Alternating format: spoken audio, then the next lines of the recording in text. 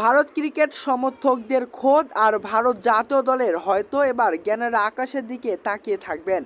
সঙ্গে এই প্রার্থনা করবেন জ্ঞানার দ্বিতীয় সেমিফাইনাল ম্যাচটি যেন বৃষ্টিতে ভেসে যায়। কারণ খুব স্বাভাবিক, এই ম্যাচ বৃষ্টিতে ভেসে গেলেই ফাইনালে চলে যাবে ভারত। সেখানে এরই মাঝে নিজেদের জায়গা নিশ্চিত করে রেখেছে দক্ষিণ আফ্রিকা। এবারের বিশ্বকাপের প্ল্যানিং কমিশন অনুযায়ী শুধুমাত্র প্রথম সেমিফাইনাল ও ফাইনালের জন্য একদিন করে রিজার্ভ ডে বরাদ্দ আছে, আর দ্বিতীয় সেমিফাইনালের জন্য অতিরিক্ত সময় রাখা হয়েছে 250 মিনিট। দ্বিতীয় সেমিফাইনালে যদি রিজার্ভ ডে রাখা হতো তাহলে সেটি গড়াবে 28 জুন রাত 8টা 30 মিনিটে।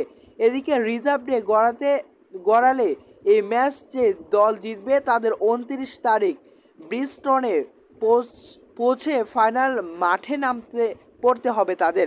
কিন্তু আইসিসির 28 জুন টেবল যে ডে চিহ্ন করে 29 জুন ফাইনাল আয়োজনের পক্ষে, আর এই পক্ষে সুপার 8-এ যারা এগিয়ে থাকবে তাদের ফাইনাল দেখা যাবে। জ্ঞানের আবহাওয়া অবশ্যই ইঙ্গিত দিচ্ছেন সেদিকে। আজ বৃহস্পতিবার আগামী কয়েকদিন সেখানে প্রবল বৃষ্টিপাতের পূর্বাভাস দেওয়া হয়েছে। গত 25 এবং 26-এ সেখানে বৃষ্টিপাত হয়েছে।